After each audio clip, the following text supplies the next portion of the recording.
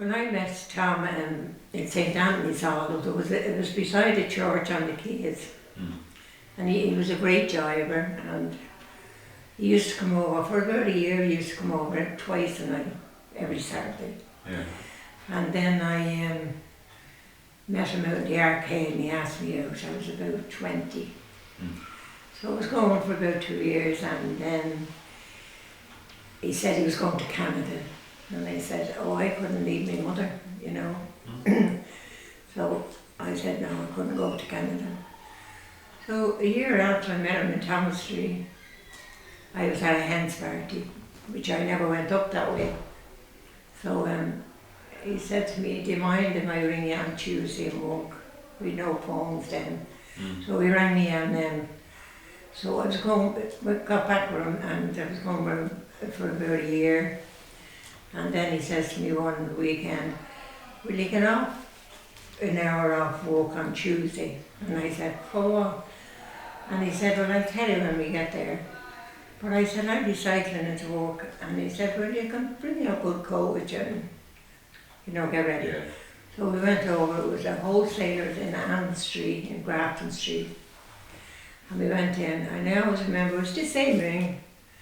It was £79. But when I was going up the stairs, I said, what are we coming in here for? He said, well, I was going to buy an engagement ring. I wasn't asked or anything. Then he said, about from the time I got engaged, he stopped dancing and I stopped dancing. He changed completely. All right. And he said, no, we won't go to dances anymore. My story's a bit different to Maureen's, and I met him in a pub, and we gelled, I suppose, and I didn't know for months later he was very jealous. He wanted to see me every night of the week, and everything was parties. There was always somewhere to go, always something to be doing. Didn't believe in sitting in. He loved his few drinks, and I just thought that was normal, although I grew up in an alcoholic home. And because all the other fellas would be there with their girlfriends as well. So then after a year, we said we'd get engaged, and he turned up in his pyjamas and slippers to go for the engagement ring. And my friend was saying, you're really telling me you're really not going to marry. I was saying, but I love him. Yeah, would you do? Yeah. So then it was a big party that night again, everything was parties. So anyway, I went back to work after we got engaged, and then we got married, and the reception was in the Shelbourne, and it was £500, and we were staying out in the airport hotel that night. And went out, and we had a meal. I always remember I had an omelette, because we were going to Killarney, and I was worrying about money because he just wanted to party. Yeah. And I thought, well, this is it. This is my wedding. This is, what did I do? I was even saying that, but I still hadn't got sense. So Killarney was just a big piss up, and everything was a piss up, and I stayed with it for 11 years, leaving and going back. But I kind of felt over the years he would dance the dance of the Seven Veils to get me back and be off the drink, and was very good. And the minute he got me back, it all changed again. So after 11 years I said, I've had enough. 3 children later, I've had enough. These deserve a life. And I walked away from it. What I know is that she used to love dancing as well. She was walking in Jacobs from the time she was 12, and then she used to go to the Tivoli in Francis Street, isn't it? The dance hall there. Yeah. When she was 15, and she met me dad, and like that too, she was mad about him, and he was mad about her, and anyway, she was continued working at Jacobs, and then she got pregnant on me before she was married, which was a very bad thing, you know, at that stage. So they had to get married, so there was no wedding like yourself and Maureen. So she got married, I think, at 6 o'clock on the side altar. in the church, and because that would be seen as a sin. So the side altar, you can't go to the front altar, you have to go to the side altar. He went back to his mother's and she went back to hers because they had nowhere to go. So anyway, she had me then when she was 18, and then they were allowed to stay, say 1 or 2 nights in his mother's, because his mother's was very overcrowded.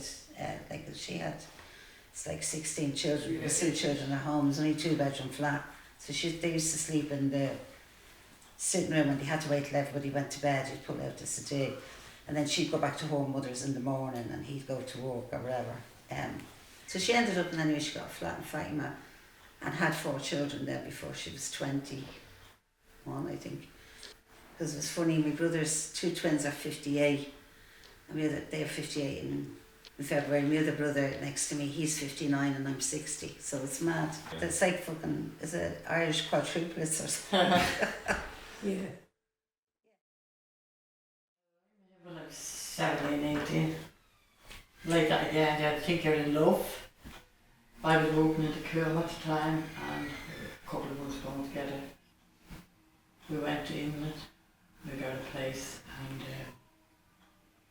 a couple of months after that, I was pregnant. And like that, you couldn't come home, you couldn't say anything, and I was terrified. But then, when he started then abuse me, and hit me and abused me, and both torment me, and I just couldn't move, couldn't go home. And when my mother did eventually come over, I said it's time for me now to move. I'd have to get out of here.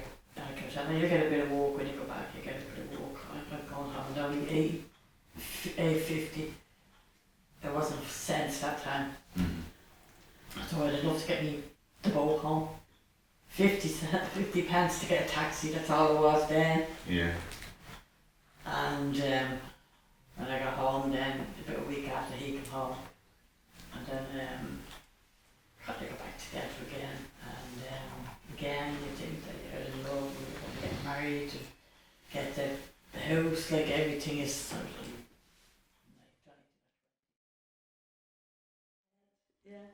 And did he propose or did he? Oh God, yeah. All Oh right. Jesus, yeah. I was with him for 5 years, like before we got married. And now, as I say, he came from Fatima. Him and his brother was the youngest, and the mother and father brought the 2 of them to Scotland. Now he'd been a bit like Margaret. There was the English twang every now and again, because he was kind of an awful lot. The schooling was away too. 3 or 4 of them ended up rearing all their kids now in England. You know, that's how I used to be back and forward to it. I'd have never lived in it. Now he used to say, no, it'd be nice now if you got used to it now, but I never liked it, never. But, yeah, as I say, I used to go out with all different fellas in between, and every dance you go to, you get a date and that in the pictures and all that kind of thing. But the first time I ever was talking to him was on the barn, and we were all sitting on that little wall. Remember the little wall outside? Yeah. And all the time, like around that time, all the fellas played cards, and they'd be all sitting there playing cards, and of course we'd be sitting around them and whatever. And that was how I got to know him. And then he'd be away, and he'd be back. His mother-in-law died in England now. He'd be back and forward, but it was every time he came home. It's only when you think back, I dropped whoever I was with to go out with him. So that must have been, it must have been, you know, thing that I was saying, I'd rather have him now than Jamal. So it was that kind of thing, you know. He'd be only home, and he'd probably come into a dance or whatever we'd be, or I might see him on the barn and things like that. Well, I didn't have the traditional wedding. We had 4 children before we got married, and I don't think we would have got married because we were quite happy the way we were, only it was his mum and dad. They arranged everything with Sacred Heart Church in Rochdale, you know. So he always said, we'll get married, but we were happy the way we were, right? But like that wasn't a big wedding. There was no photographers, no photos to show that I ever got married.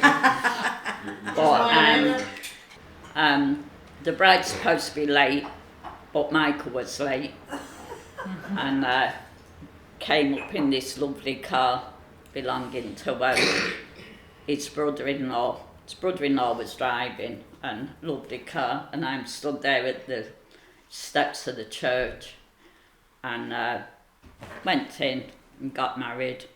Went back to the little house that we were renting, and there was sweets and cakes and that for the kids. Somebody made a curry, and which I don't like.